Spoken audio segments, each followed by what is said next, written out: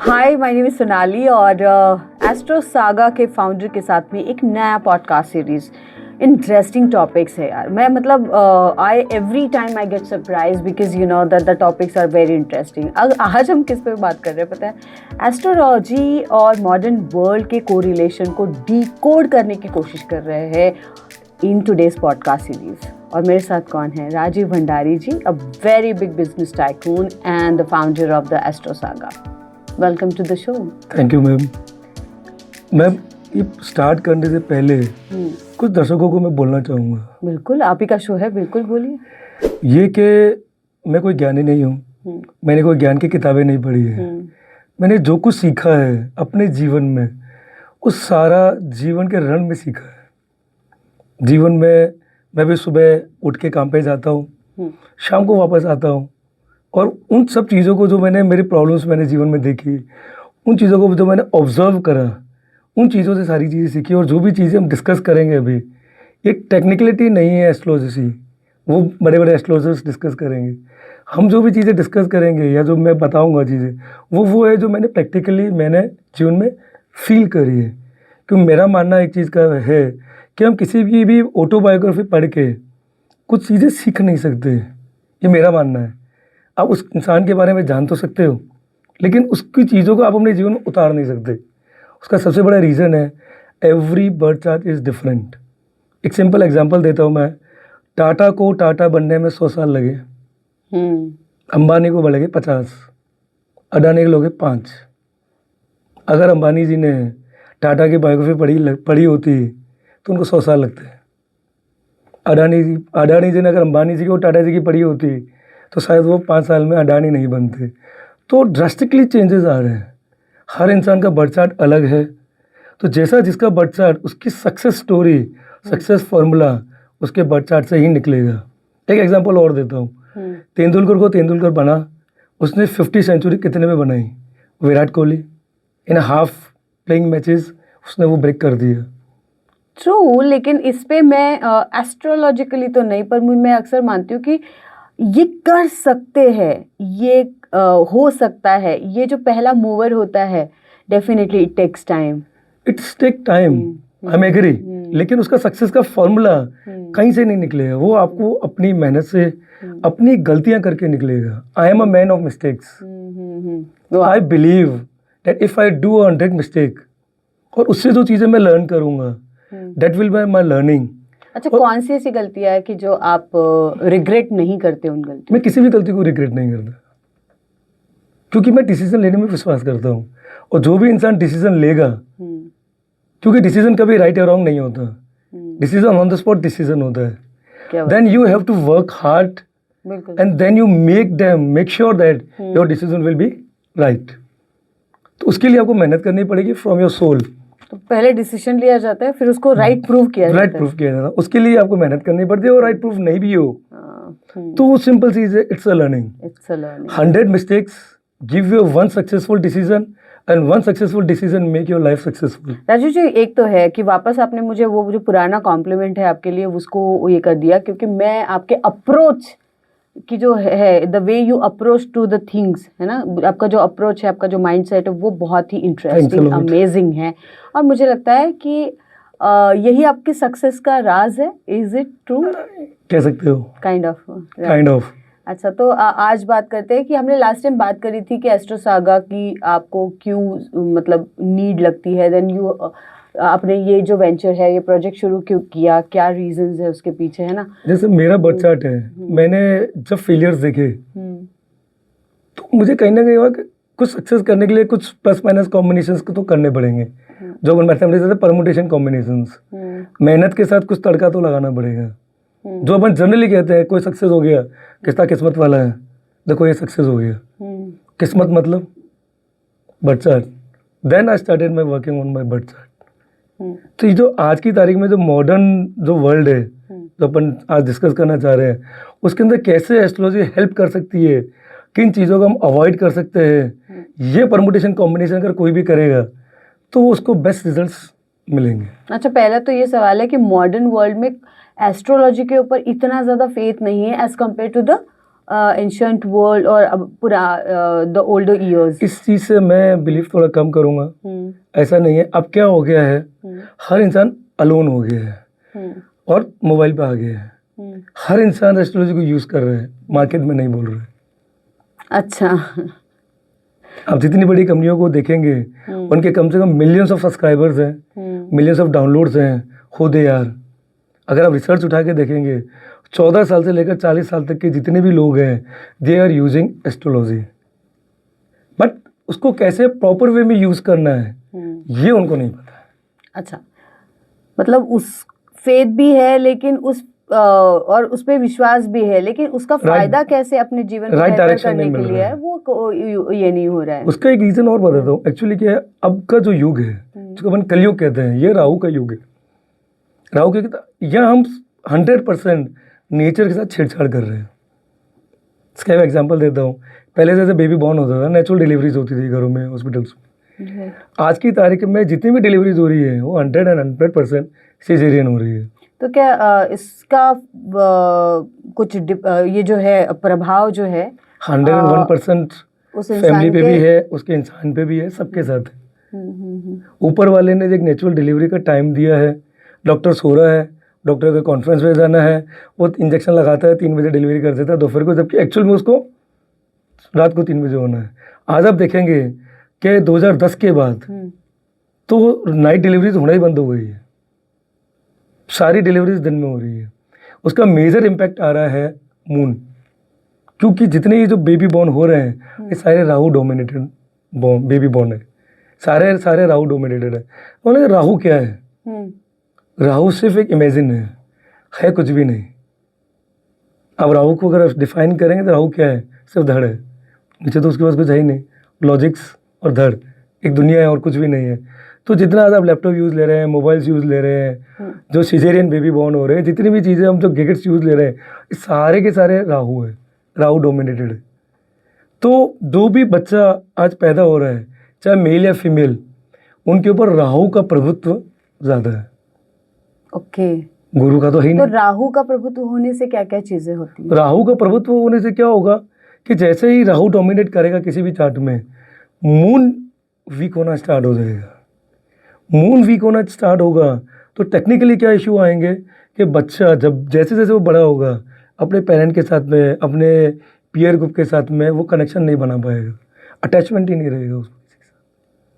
वो सिर्फ भोग की दुनिया में जी रहा है, जिसको अपन बोलते हैं मेटलिस्टिक लाइफ, जो सिर्फ आया है भोगने के लिए, चाहे वो दारू हो, सिगरेट हो, काम हो, वासना हो, कपड़े हो, जूते हो, गाड़ी हो, इसी सब चीज़ों के पीछे आज की दुनिया भाग रही है।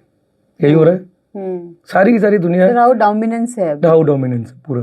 ये जो सोसाइटी आज की सोसाइटी है, ये 100% राहु डोमिनेंस सोसाइटी। अब इसे अच्छा कैसे करा जाए? हाँ, ये है इसके ऊपर अच्छा कैसे करा जाए। इसके लिए एक ही चीज़ है कि आपको सबसे पहले किसी भी एस्ट्रोलॉजर को पकड़ना है, जो मैं हमेशा बोलता हूँ, और उसको जाके ये बोलना है मुझे प्रेडिक्शन नहीं चाहिए। I don't want prediction at all in my life. Prediction नहीं करेगा एस्ट्रोलॉजर तो क्या करेगा? वो प्लानिंग करेगा। अच्छा। I just give you an example. अभी मेरी टीम के पास एक केस आया, वो बहुत अच्छे क्लाइंट है हमारे और लॉन्गर टर्म से हैं। तो जैन में हमने उनको बोला कि मई के अंदर आपकी बहुत प्रॉब्लम आने वाली है। अच्छा। जनवरी में 2023 हमने बोला। अच्छा, जनवरी में प्रेडिक्शन किया कि मई हमने प्रेडिक्शन नहीं किया, we are just given a guidance कि मई में प्रॉब्लम आने वाली है। तो अब क्या होता है ना, एक राजस्थानी में हमारे कहावत है, चमत्कार को नमस्कार है। तो जब तक चमत्कार मिलेगा नहीं वो नमस्कार करेगा नहीं। उसको लगेगा सब कुछ अच्छा चल रहा है, मेरे को जीवन में कोई प्रॉब्लम है ही नहीं, तो मैं कैसे मानूंगा आपकी बात को। फिर उसने मुझे मार्च में फ़ोन किया कि सर आप तो बोले तो प्रॉब्लम आएगी, मेरे को तो बेस्ट एम्प्लॉय का अवार्ड मिला है। तो आप उसको क्या बोलोगे? वेट फॉर मे। जैसे ही मे आया, एंटर्ड, उसकी जीवन में राहु ने एंटर किया। हमने उसे चार्ट देखा था, राहु ने जैसे ही एंटर किया उसको कंपनी से नोटिस मिल गया for 1 month to shift the job. अब आप बोलोगे ऐसे कैसे? जबकि हमने उसको कब बोला? जैन में। हम ये प्रेडिक्शन देके खुश नहीं है। आज हमारी टीम की प्रेडिक्शन सच तो हो गए, लेकिन we are not happy because in Astro Saga we are working for smile, we are not working for tears. Wow. अगर वो ये सब चीज़ें जैन में समझते, हमने उनको बोला था 2-4 इंटरव्यू देके रखो, प्लानिंग करके रखो कि गलती से अगर हमें कुछ जॉब छोड़ने का मौका मिल जाए या कुछ ऑप्शन आ जाए हम कुछ स्विच कर सके। पर वो लास्ट आवर्स पे आए, आपके पास में ऑप्शन रहे उस समय, पर उन्होंने वो प्लानिंग नहीं की और लास्ट आवर्स पे जब उनको जॉब छोड़ने का ऑप्शन मिला या आपको छोड़ना ही है, they don't have any choice. तो आपने ये एग्जांपल से तो ये भी बताया कि प्लानिंग भी कैसे किया जाए एस्ट्रोलॉजी से। प्लानिंग ही किया जाता है एस्ट्रोलॉजी हाँ, से। मतलब आप ये बार बार बोलते हैं कि प्लान योर फ्यूचर, लेकिन कैसे? आज जो जवाब मिला वो कैसे था? मैं एग्जांपल और देता हूँ। My brother in law is there, वो 2019 में मेरे पास आया। He was working with Unacademy. अच्छा। बेट्स पिलानी से अन अकेडमी में वो काम कर रहा था। अब मैं बताऊंगा फाइनेंशियल प्लानिंग कैसे होती है। मेरी टीम को चार्ट दिया, देखो एस्ट्रोलॉजी की कहावत है, जब तक कोई सामने से नहीं आए आप उसको कोई प्रेडिक्शन मत दो। अच्छा। उस ज्ञान की जनरली भी चला कि अगर आप किसी को ज्ञान दोगे कोई नहीं लेगा जब तक उसको उस ज्ञान की जरूरत नहीं है। तो वो आया कि भैया मेरे कोई दिक्कत है, अब आप बताओ चीज़ों क्या करना है। तो मैंने चार्ट मेरे टीम को दिया, उन्होंने स्टडी किया और यार ये तो बॉर्न विद सिल्वर स्पून है, उसको कोई चीज़ नीड ही नहीं है, पता आप इसको कैसे आगे ले जाना है। 2019 से लेकर आज he is working in US, from Bangalore to US, from 19 lakh package to 3 crore package, and next 5 years he will be shifted minimum to minimum 15 crore package. This is the financial planning we are doing for him.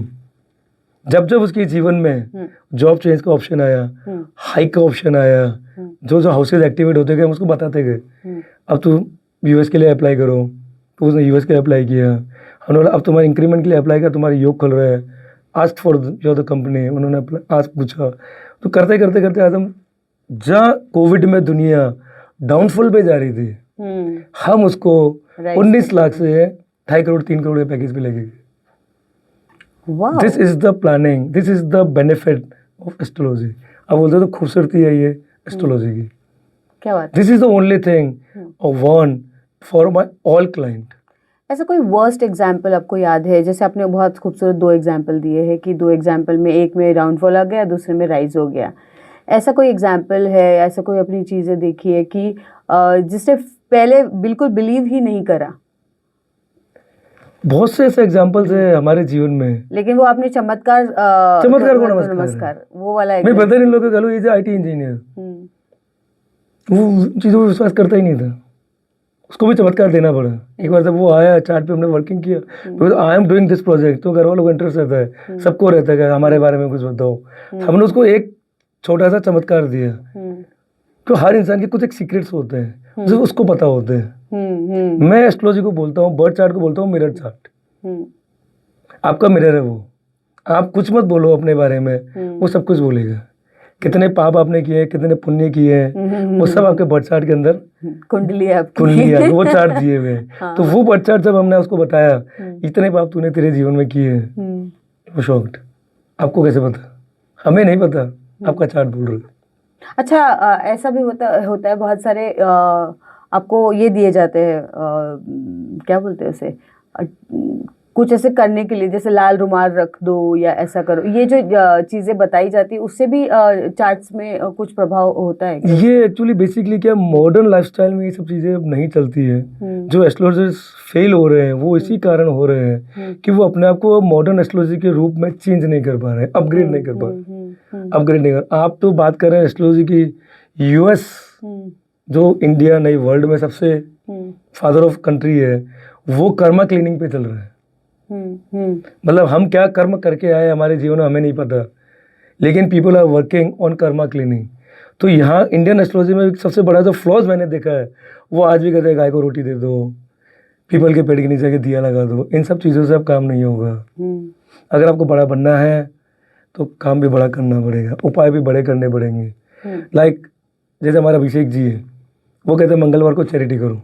We basically focus on charity majorly, क्योंकि charity क्या है, हमने कोई गलती करी, उसका punishment हमें आज मिला, तो उसका रिपरकेशन हमें क्या करना है, पे करना है। तो हम चैरिटी करके पे कर रहे हैं, चाहे वो मंगलवार को करो, चाहे वेडनेसडे को करो, 7 डेज में किसी दिन भी करो, 12 ईयर्स में से किसी मंथ में से किसी भी मंथ में करो। तो वो चैरिटी में आपको बोलेंगे आप करके आओ। तो चैरिटी से जो आपको रिजल्ट्स मिलेंगे, क्योंकि चैरिटी क्या होता है, जब आप करते हो किसी की आपको फीलिंग्स मिलती है, वो आपको मन से दुआ देता है, वो जो दुआ आपको काम करेगी वो कभी भी लाल रुमाल नहीं करेगा, वो कभी भी आपके दीपक नहीं करेगा, ये काम नहीं करेंगे कभी भी चीज़ें। तो आपको मॉडर्न वर्ल्ड के साथ मॉडर्न अप्रोच रखना पड़ेगा, मॉडर्न साइंस के हिसाब से आपको काम, it's a science, it's a science, वो काम आपको सारे मॉडर्न टेक्नोलॉजी के हिसाब से ही करने पड़ेंगे। सो एस्ट्रोलॉजी आपके पूरे लाइफ से जुड़ी हुई है, राइट? और 100%। शादी जो है आज भी इंडिया में जब शादी की जाती है तो बर्थ चार्ट डेफिनेटली मैच किए जाते हैं, तो वो अच्छी शादी होगी, अच्छी पार्टनरशिप होगी कि नहीं होगी, कैसे देखा जाता है? ये एक मेरा इंटरेस्टिंग टॉपिक भी है, और एक यही ऐसा टॉपिक है जिसके ऊपर एस्ट्रोलॉजी बदनाम है। अच्छा। इंडियन कॉन्सेप्ट फैमिली से पता है क्या है? तो मुझे लगता है कि जब भी कोई बच्चा पैदा होता है, उसके दादा या नानी जाएंगे, कुंडली बनाएंगे, कुंडली बना के देखते हैं, अच्छा मेरा कुल दीपक हुआ है, उस समय वो देखते हैं, देख के उसको वापस अंदर रख देते हैं। फिर वो कुंडली कब निकलती है बाहर? जब उसकी शादी होने वाली है। 25 साल तक वो उसकी कुंडली को देखते हुए नहीं है। मैं ये नहीं कह रहा उसके बचपन में देखो, एटलीस्ट जब बच्चा 16 साल का हो जाता है, वो चार्ट को निकालो, फिर उसको गाइडेंस देना चालू करो, उसको 10th में क्या करना है, 12th में क्या करना है, किस स्ट्रीम में उसको जाना है। जब हम फाइनेंशियल प्लानिंग बोलते हैं, कैरियर प्लानिंग बोलते हैं, वो स्टार्ट हो जाना चाहिए 16 साल से। अच्छा। कि हमें मीडिया में जाना है, हमें लॉयर में जाना है, हमें नेता बनना है, हमें क्या करना है, हमें पैसा जो कमाना है, हमारा चार्ट किस चीज़ से हमें पैसा देगा, वो 16 साल से प्लानिंग हो जानी चाहिए। लेकिन हम बर्थ चार्ट को कब निकालते हैं? सिर्फ ये देखने के लिए बच्चा मंगलिक तो नहीं है, और वापस रख देते हैं। मंगलिक नहीं है तो वापस रख दो, मंगलिक है तो कोई ऐसी लड़की ढूंढो मंगलिक है, और इससे ज़्यादा कुछ भी नहीं। लेकिन इसके अंदर आज की तारीख में सबसे बड़ा दिक्कत जो आ रही है, जिस वजह से एस्ट्रोलॉजी बदनाम है, आज की तारीख में बच्चे रिस्पॉन्सिबिलिटी से भाग रहे हैं, रिस्पॉन्सिबिलिटी लेना नहीं चाहते, क्योंकि मदर और फादर तो गाँव में 2 टाई सिटीज़ में रह रहे हैं, बच्चे मेट्रोज में जॉब कर रहे हैं। उनको अब वो जॉब करते हुए, अर्निंग करते हुए, इनको एक ईगो कह लो, सेल्फ रिस्पेक्ट कह लो, आ जाता है, तो वो रिस्पॉन्सिबिलिटी लेना ही नहीं चाहते। हमें हमारे अकेले ज़िंदगी जीनी है। अब पेरेंट्स बेचारे एक पंडित के पास, दूसरे पंडित के पास, तीसरे पंडित के पास जाए जा रहे हैं, कुंडली दिखाए जा रहे हैं। पंडित टाइम देखता है, अप्रैल में इसका समय अच्छा रहा है, अप्रैल से दिसंबर तक इसकी शादी हो जाएगी, आप ये उपाय कर दो। अब बेचारे माँ बाप उपाय कर देते हैं, शादी तो फिर भी नहीं होती। अब आप इंटरेस्टिंग टॉपिक कि शादी क्यों नहीं होती, क्यों नहीं होती, वो सबसे बड़ा सवाल है। वो थोड़ा कॉन्ट्रोवर्शियल भी है, लेकिन रियलिटी है जो मैंने फील करी है यंग जनरेशन के बीच में। क्या प्रॉब्लम आ रही है कि एस्ट्रोलॉजी के अनुरूप तो शादी होनी चाहिए, क्योंकि योग आया है। जो भी एस्ट्रोलॉजर उसको रीड कर रहा है, वो सही रीड कर रहा है कि पार्टनरशिप का योग आया है। हम शादी को पार्टनरशिप बोलते हैं, फिजिकल रिलेशंस बोलो या एक रिस्पॉन्सिबिलिटी बोलो, वो जो चीज़ आई है वो चार्ट में तो आ गई। पेरेंट्स बेचारे सारे उपाय भी कर रहे हैं, लेकिन वो ग्रेजुअली इम्प्लीमेंट नहीं हो रही है। वो इम्प्लीमेंट गांव में नहीं हो रही है। उस समय उस नेटिव को जहाँ वो जॉब कर रहे हैं, वहाँ उसको एक बंदा या बंदी मिल जाती है, दे हैव एन अफेयर। जो शादी में तो कन्वर्जन नहीं हो रहा है, लेकिन दे हैव एन अफेयर, वो लिव इन में रह रहे हैं, वो सब कुछ कर रहे हैं, उनके पेरेंट्स को नहीं पता है, और वो बॉम्बे रह रहे हैं, दिल्ली रह रहे हैं, मेट्रोज में रह रहे हैं, they enjoying the life in that way. लड़का या लड़की उसको उस टेन्योर में मिलेगा ज़रूर।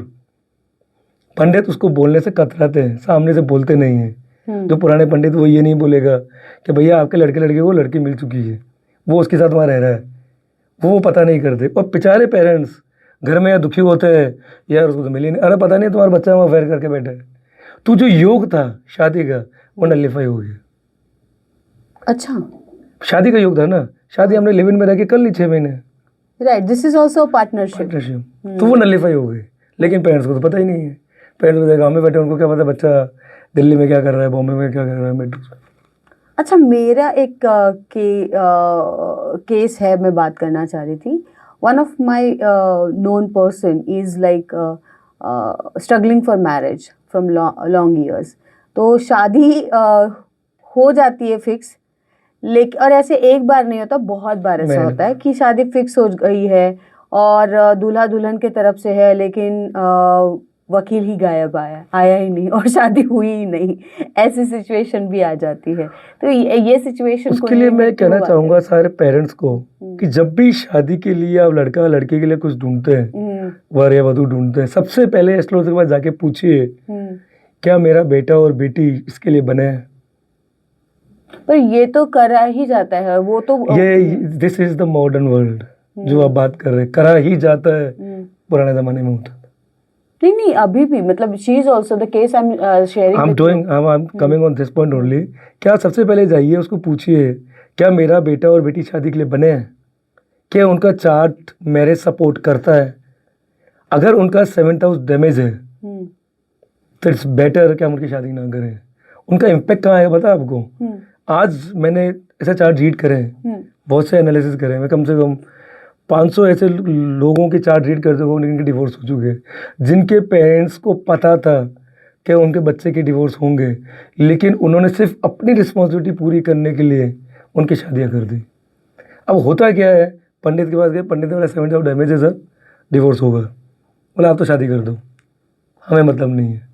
वो बच्चों को, क्यों बच्चे तो जो है वो नहीं ध्यान देते, पेरेंट्स ने आकर कर ली शादी, 2 महीने 6 महीने साल 2 साल बाद उनका डिवोर्स होता है। इन बिटवीन क्या होता है, उनके बच्चे हो जाते हैं, और शादी करने के बाद और जब डिवोर्स होता है तो सबसे बड़ा इम्पैक्ट आता है उनके ऊपर। दो जिनकी शादियाँ हुई वो तो अलग हो गए, लेकिन जो इस धरती पर आ गए उनकी गलती क्या है? सही बात है, उनकी गलती है नहीं है। तो बेटर है, मैं खुद सलाह देता हूँ, मेरे घर में मैंने सलाह दी है कईयों को, इनकी शादी मत करो। पर मॉडर्न वर्ल्ड का एक सवाल मेरे जहन में ये है कि देखिए, अब प्यार होने से पहले तो हम कुंडली नहीं देख सकते। प्यार होने से पहले आप कुंडली बिल्कुल नहीं देख सकते, राइट? देखनी भी नहीं चाहिए, मैंने भी लव मैरिज करी है। ओके, तो पहले तो आप कुंडली देख के प्यार नहीं कर सकते, ठीक है? अब तो कुंडली देख के प्यार मत करिए, लेकिन होने के बाद देखिए। अगर फिर उस सिचुएशन में अगर शादी ना हो और या शादी नहीं हो पाएगी तो आप मुझे बताइए, you are in a committed relationship, you are in a committed relationship. आप मुझे बताइए, अगर किसी की कुंडली में, क्योंकि मैं इसमें एक और कंट्रोवर्सी कहना चाहूंगा कि जब भी हम कुंडली मिलान करने जाते हैं, गुण मिलाते हैं और आ जाते हैं, यही होता है 18 गुण मिलके शादी कर दो, 36 गुण मिलके तो हम राम सीता की जोड़ी बन गए, यही कहलाता है इंडियन ट्रेडिशनल सोसाइटी के अंदर। कैसा 36 गुण होते राम सीता भी 14 साल वनवास काट के आए थे, 36 गुण के बाद वो योग था। सेपरेशन के योग होते हैं कुंडली में तो वो होगा। अब आप मुझे बताइए, मैंने एक केस देखा, मैं बताऊंगा आपको। मेरे घर में एक रिश्ता आया मेरे किसी नोन को, मैंने बोला इसे शादी नहीं करनी, बोला कि रीज़न मैं 3 दिन में बता दूंगा आपको। 3 दिन में उस लड़के की फैमिली ख़त्म हो गई। अब अगर वो एंगेजमेंट फाइनल हो जाती, इंडियन फैमिली के हिसाब से क्या होता, वो सारा जो ठीक रहा तो उसकी फैमिली गई है, वो किसके सर पे आता? बिल्कुल सही बात है। ये मेरे प्रैक्टिकल एग्जांपल्स हैं। देखिए, फिर भी मेरा सवाल का जवाब नहीं मिला है मुझे कि कुंडली देखने के बाद, लेकिन शादी तो कमिटेड है कि आपको उसको कमिटेड आप मत करो, आप लिव इन में रहो ना, मॉडर्न वर्ल्ड है। अच्छा, so that modern you are, that modern, या that modern you, we are in modern society. Oh भाई मुझे एक चीज बताइए, आज मैं शादी करूं, मेरी वाइफ की डेथ हो जाए, उससे बेटर है मैं उसका लिव इन में रह लूं। एक चीज मैं बताता हूँ, कोई चीज अगर प्रॉब्लम है, वो प्रॉब्लम है, उसका सॉल्यूशन नहीं है। ये सिर्फ एक अपनी चीजों को डाइवर्ट करने की चीज है। गंधर्व विवाह कर लीजिए, बकरी से विवाह कराते हैं, कभी गंधर्व विवाह तो जो मानसिक विवाह होता है वो करवाते हैं, कभी पीपल से शादी करवा देते हैं। लेकिन कोई चीज आज आपके पाँव में प्रॉब्लम है, सपोज करिए वो प्रॉब्लम है, अगर वो नहीं ठीक हो सकता, वो नहीं हो सकता, उसके लिए आप डुप्लीकेट लगाइए, दूसरा वो सपोर्ट ही रहेगा। वो लाइफस्टाइल वैसी नहीं रहेगी जो एक हंसी खुशी फैमिली की रहनी चाहिए।